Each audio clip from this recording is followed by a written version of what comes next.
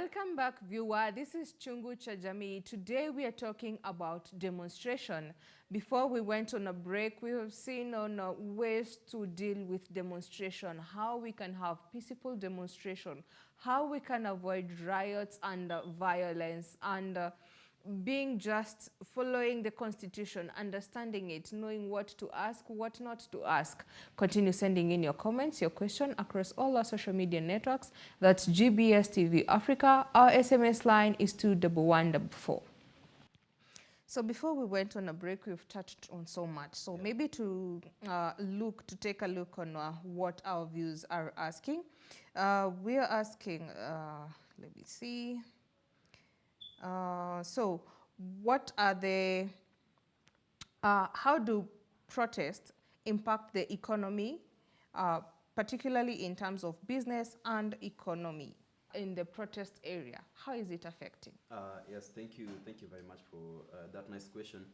It's a question that we should be looking at as a country right now, because we have seen that every sector of the economy right now is affected by the ongoing protests. Okay. A key visible part is that sometimes recently we've seen the president of the neighboring country, President Suluhu. He was saying that during the months of June and July, her country has witnessed a big number of investors relocating to invest in her country, which it should be communicating something that as a country we should look at it and understand what does it mean to us. Because she said clearly that the investors are coming to Tanzania because in the neighboring country there is fire, if I give it a direct translation. And as a country, we should look at it not just the way it is, but look at the root of that. And having demonstrations, as a country, demonstration disrupts a lot of sectors. A key sector is transportation, the transport sector. And we have seen throughout all demonstrations since they started, there have been burning of tires on major roads. We have the throwing of stones or piling of stones in the middle of major roads, key roads. Like if you say the major roads supplying transport lines to the major city Nairobi, you have seen them being disrupted. Let's say, for example, in Kisumu. Kisumu is also a big city, and it also has big operations. Like if maybe a transit is moving towards Busia, maybe from Nairobi, you go via Kisumu, Kakamega, or the Kisumu-Busia road. Those roads are major roads, but they are disrupted. You find that tires are being burnt on the roads, the bonfires are being lit. We have piles of stones being placed on the middle of the roads. And this is going to affect the economy directly, because if that transit does not reach to its destination on time, that means there's a revenue lost. Yeah? And there's maybe a customer base lost, which in turn translates to loss in maybe loss of jobs indirectly, or maybe even loss of that revenue, tax. It's affecting the country. And also, on Wednesday I was in Nairobi. We were seeing the situation in Nairobi. Nairobi is a country that is always flooded with people every day, every single day. It doesn't matter the day, Monday, Tuesday, Wednesday, or a weekend. And on Wednesday, when we went to town, you could move even through Kenyatta Avenue. It's one of the biggest roads in Nairobi CBD. You can move, but in a 5 meter radius, you cannot see someone around you. What does it say? It means that all the businesses have been paralyzed. The hospitality industry, the transport, also the businesses, motorcycle, the border. There are no people to be ferried. And also, very many sectors, especially even the government offices, some of them were closed yesterday. And all the streets, if you move, those shops that business premises that you find are open during the weekdays, they are all closed. And if you translate to economy-wise, that's a big loss to a country during a time like this. So it's a thing that government should look at, not only the effect, not only taming the protesters, but also look at the effect in the economy and look what can we do as a country to evade this loss. Because in addition to the high cost of living, if we add another thing, businesses closing down, because even some are opened using loans. What if you don't pay your loan? Auctioneers are staring at you. Yeah. Well, maybe to go on a different question, what roles do media play in shaping the public participation on protest, and can biasness affect reporting? That is one. The other viewer is asking, are there instances when the media or authorities have misconceived the nature of protest, and how do these implicate the participation of the movements? Oh, absolutely. Thank you, Eunice, for that question. It's important again to note that media, the gatekeepers, the watchdog, in fact, with the fourth estate. So as the fourth estate, we have a lot of power given within us in the Bill of Rights that protects us as media, so that we can create an agenda. It's called agenda setting and framing. So there's so many ways you can put a picture, or they say a picture tells 1,000 words. It's more than 1,000 words. So there's a way you can portray a picture, or they can portray Maandamano that shows that it's so bad. But then when you go to the ground, it's not what it looks like. Even when you're hearing about Suluhu talking about investors are running to Tanzania, it could not be true. But because the media is there, and because the media are there to report it, then there could be a little bit just for tension. So of course biasness affects, and this is why we're guided by media ethics and law, that we have to ensure that we are non-partisan and our reporting is objective, so that we balance the weights. At the end of the day, our duty is to inform, to criticize, and to instigate or stir up conversation. So that's the role of the media, number one. That's what Kenyans need to understand. And that's why we have a media house that need to fact check. So news can be breaking on social media, but media houses now, the established media houses, can fact check and verify this information. So don't believe everything, as Kenyans. Don't just go on social media and say, oh, kumewaka hapa, and it's not the truth. So that's why we come in to inform. We must inform you to make the right choices. And right now, some of the suggestions you can make as media, we're talking about civic education. Why isn't the teaching of constitution in our curriculum? We have a CBC, right? That could be something to talk about, to start conversation on. We need to learn about the constitution. But when you're looking at public participation in protests, there's some things we cannot show. Of course, when it's gross, it's gory, and it's blood everywhere, of course, we need to protect our viewers from seeing that. But whenever when the government is doing well, we'll say that. When it's also not doing well, we'll also portray that. Because at the end of the day, our allegiance is not to the government, it's to the people of Kenya, informing them, telling them this is how you need to move, this is what you need to know, or this is what happened today. Are you aware of this? Yes. If you can allow me just to add something on that. Okay. Technology is a double-edged sword. And the more we advance technologically, the more we have different outcomes. And at such a time, we also have digital reporting, which is part of the media too. And it's one of the biggest sector that we experience media bias. Because if it's a regulated media house, we have the media ethics guiding them. But what about the common mwananchi that is using a smartphone to report?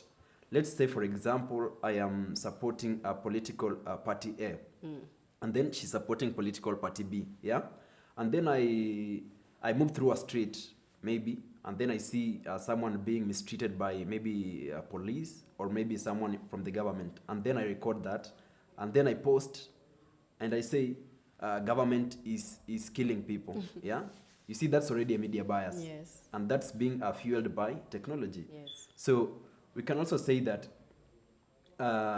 media bias is not only in the mainstream, but you also experience it from the informal media personnel outside there. Because I've not seen the rules that are regulating the digital reporters. So I think they're also playing a bigger part. And if they're also enlightened about the impact of what they are doing. Because recently, some days ago, we saw a group of people sharpening their machetes, and there are many people saying different things. There was that was a bigger media bias. It's feeding the public fear, which is a wrong thing during such a time. Because if maybe someone say that this group is affiliated to this political party, Yeah. these are saying that it's an affiliation from political party A, party B. You see, that's already a media bias. Yeah. And I think it's a thing that we should also look at it very keenly during such a time. Yeah, because it moves us away from the real Yeah, issues. As we wind up, because you're winding up, Yeah. I'd like maybe briefly to talk about what are the challenges that you as a reporter, you face whenever you're going to cover demonstration. How safe are you? What are the safety precautions that you take, and the challenges that you face on ground? Because we have cases of having journalists who are brutalized by the police as well, those who end up getting in between the demonstrators and the police, and we do not know who is in between there. Well, media safety, first of all, I think my producer at least tells us to, when you're going for demonstrations, you have to gauge the environment, get the pace first, because of course it can get ugly very quickly. And as we've seen with Kenyan protests, it's rarely peaceful. There must be police involved, tear gas involved, some live ammunition, some rocks, some they said non-explosive missiles. Yeah. So, well, you can't really tell when it's going to erupt. So it's a thing of, I don't know, how do you say, this media space, if you decided to do it, then those are some of the challenges that you just have to meet. Because you can say, oh, today we're going to cover, let's just throw caution to the wind. So it's just being on your guard. I don't think you cannot really tell when things are going to change, because that's how news happens. Things change immediately. Yeah. In addition, right now it's so risky in the media, because in as much as we go and cover the demonstrations or protests or riots, you have to get both sides, Yes. from the maybe police side or the security side, and from the citizen side. But on Wednesday, we witnessed a rare case, which is a threat to the media fraternity. Yes. We saw a police hiding inside the media crew, pretending to be recorded, yet he is a police. And when his time came, he pounced on a protester, arrested him, and took him to where the other police officers were to be arrested. Yeah, and that is is a case that is a big threat to the media fraternity. Yeah. Because right now, I don't think if me as a reporter, I can go to that community when they are protest and then they allow me to go inside there. Why? Because they'd seen media as a threat to us.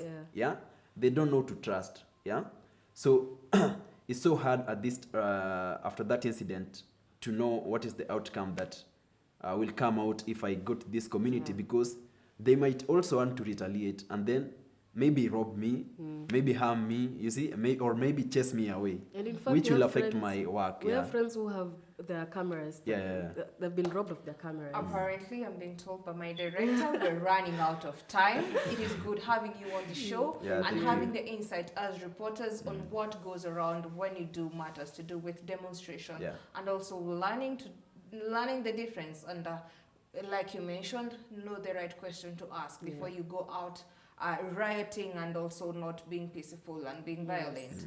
So as you wind up, briefly give us your parting shot, starting with you, the lady. My parting shot is to the common wananchi, Wanjiku, mtu wa bodaboda, mtu wa mjengo. Know your constitution, and let us continue. Let us have this spirit of nationalism and patriotism. Let us hold each other to account. And again, to the government and to the opposition, to anyone out there, you cannot complain about the press. It's like a ship, it's like a captain who is complaining about the sea. That's how it is. The press is there to inform, to criticize, and to start up conversations, and that's what we'll do without fear or favor. Thank you so much, and to you. As I conclude, my parting shot is to all leaders of all capacities, whether political, religious, or any leader.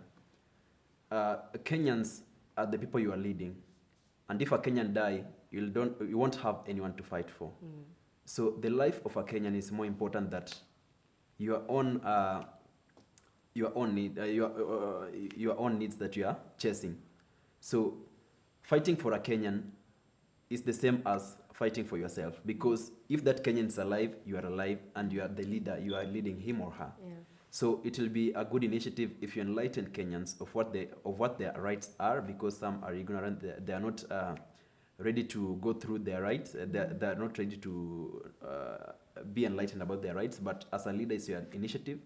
You try your best to teach your subjects about good governance, about good conduct during protests or riots, and also tell them what the truth.